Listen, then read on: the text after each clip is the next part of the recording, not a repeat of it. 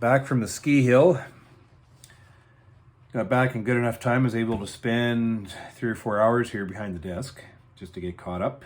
Tomorrow, I'll spend all day behind the desk trying to stay ahead of things as business carries on, because on Thursday, Sandy and I are flying out to Tennessee. We're down to Searville to Hive Life, and I am looking forward to it. This is going to be a big conference. I'm going to have 2 presentations. The one presentation is called, what did I call it? Managing Adversity, Battling the Weather. So basically what that one's going to be about is reviewing my year, kind of like this is a YouTube convention in a lot of ways. So a lot of in attendance will be YouTube viewers, and basically just going through that terrible drought, that winter, and that terrible spring, going through and in review and analyzing exactly what happened and how I managed through it. So that's what the first one's going to be. A little bit depressing, but all the same, a lot of beekeeping content.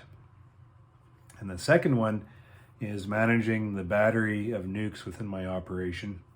And basically that one is the reason why I was able to manage through all those adverse weather conditions. So that second presentation hinges just perfectly off that first one. And that's a good one. That's basically, I call it like the secret of managing a sustainable commercial operation. I mean, there is no secret to it, but you have to structure things in your head to think it in some kind of a systematic way to be able to make sure you fulfill the cycle of what you're trying to achieve, because it's so easy to not fulfill parts of that cycle or to, exploit some of that cycle. You have to make sure you follow through with it to be able to keep the whole program running and to make sure that the youth and the vigor is maintained within your operations. Youth and vigor meaning profits, right? And insurance policy. I mean, I used it instead of, you use nukes in a lot of different ways. You use nukes to refresh your operation. You use nukes to fill in dead spots, just to maintain your numbers. You use nukes to sell off for revenue if you have lots of bees available, or you use them as an insurance policy to fill in like a catastrophe that we've seen this recent spring. You really hinge on them and you cycle them in. There's no one way of doing it, so I'll kind of explain how I do it, and just maybe where you can stray from my model into different areas to be able to do the same damn thing. So yeah, I have the presentations made up. Presented them once now, maybe a couple times with this other one, and they seem to have gone through all right. I just have to go through and just maybe customize a few things, but for the most part, I don't like to over review things. I'm not really good at reading and dictating or memorizing. I'm better off just off the cuff, let her fly, talk about bees. And that is the freaky part about it, because I can go off the rails so easy. So I hope, but I can also, and it's the best way, because I'm reflecting and I'm just providing the pure, unadulterated thought as I'm talking about what I'm trying to present. So I think that's basically what this whole project here is, and that's what beekeepers want to see from me. I haven't seen my babies for a little while, so let's go take a poke into the winter shed and see what is up.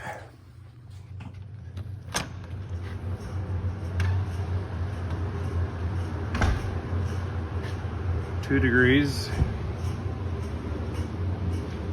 It's about -10 outside. The fan is oddly fairly high.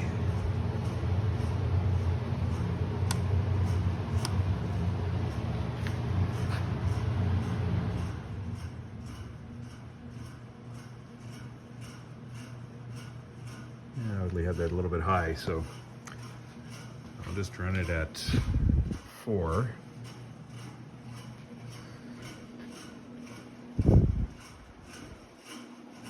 Fans are running a little high too. I must have. Any rate. How is my babies today?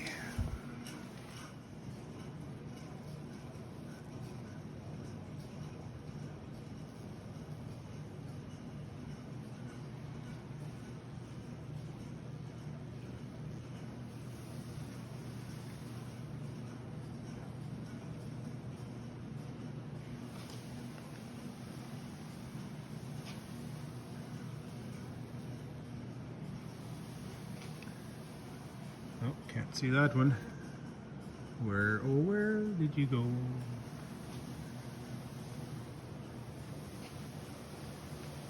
Someone disappearing on me.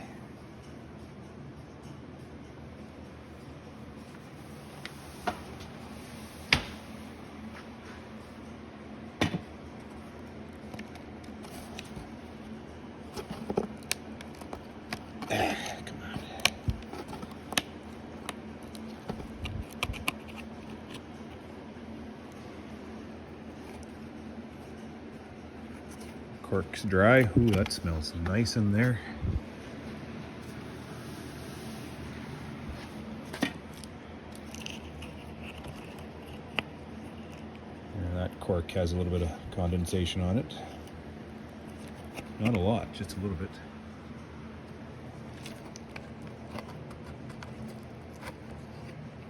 That one too. I don't know if you can see it. Just a little bit of condensation. Call that my hive's drinking water.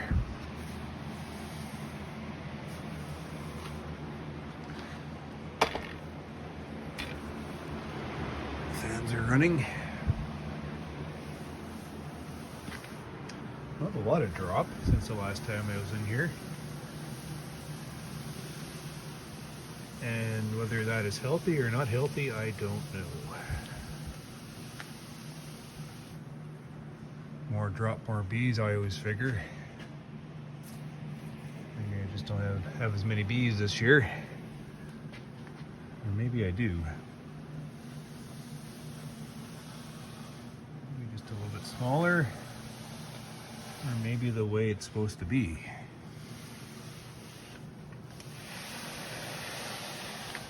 Oh, that's accumulating.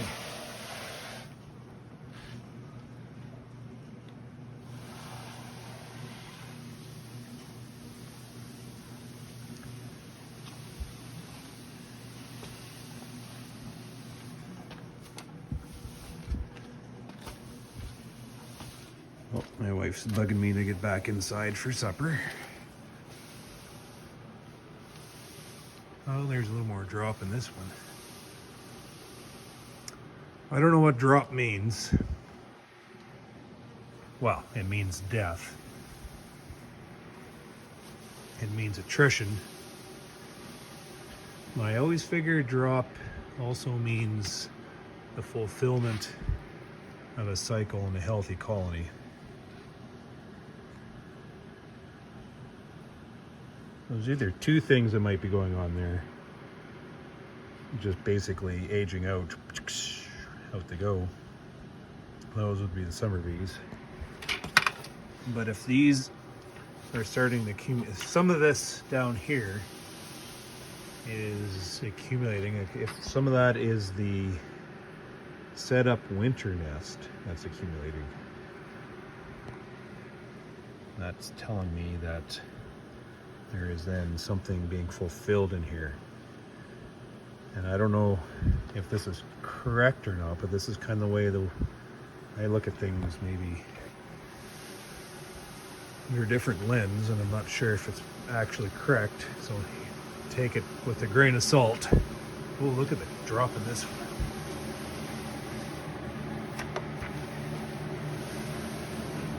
Another YouTube bullshit video, but you have to think to yourself, those winter bees are setting themselves up with fat and protein stores, right, to be able to help them endure the length of the winter. They're kind of holding on until they can brood, ignite that brood cycle once they're outside and flying and ready to take on spring again. So the later we go into winter here, the less of a chance these bees on the floor are summer bees.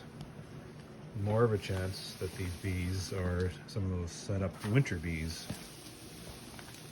So I'm thinking to myself, it can't just be the fact that those bees that set themselves up for winter as winter bees, with all that packed on protein and packed on fat stores, just to simply age out and fly onto the floor. It doesn't make any sense to me, because there's all that resource that just then simply flies out the front door onto the floor. There has to be more of a purpose behind that. So what I think is going on, these winter bees, typically the older winter bees, which have the fat stores on their bodies yet, and as they proceed to age out, before they age out, they go ahead, or maybe the reason why they're aging out is because they go ahead and fulfill just a little bit of that brood that goes on within the nest.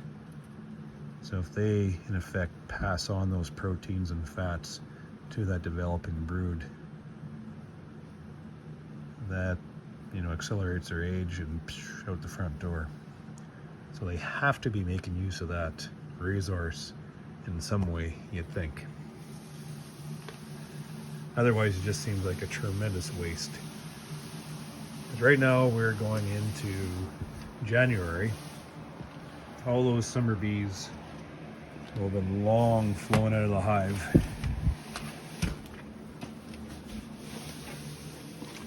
They will have already been swept up off the floor. So what we're sweeping is probably some of those set up winter bees. And especially after this sweep, I think those will be the set up winter nests for sure. You know, the older demographic of them, of course, but set up with the same resources as the younger subset.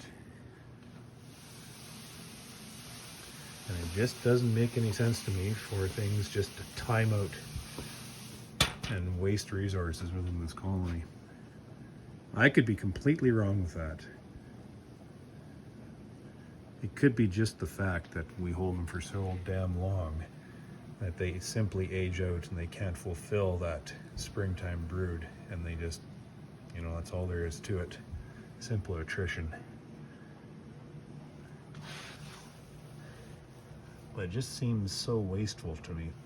So a colony that sets themselves up so perfectly organized throughout the entire year, with absolutely everything that seems like everything that happens within these nests is planned out in some way or another to have some kind of purpose.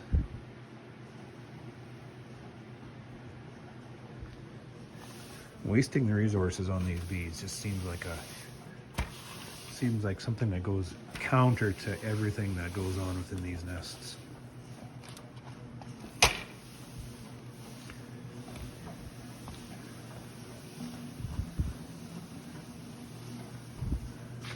I think it's time to go to Hive Life and start talking about some bees.